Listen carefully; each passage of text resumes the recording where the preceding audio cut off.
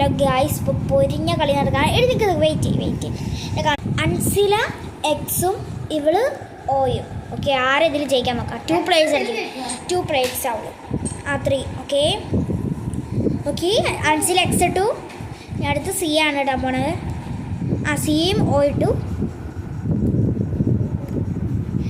പൊരിഞ്ഞ കളി പോലെയാണ് നടക്കുന്നത്. ഞാനിത് ജയിച്ചിട്ടുണ്ടായി. ഓയ്, എൻ്റെ ചാൻസ് പോയില്ലോ. Okay guys,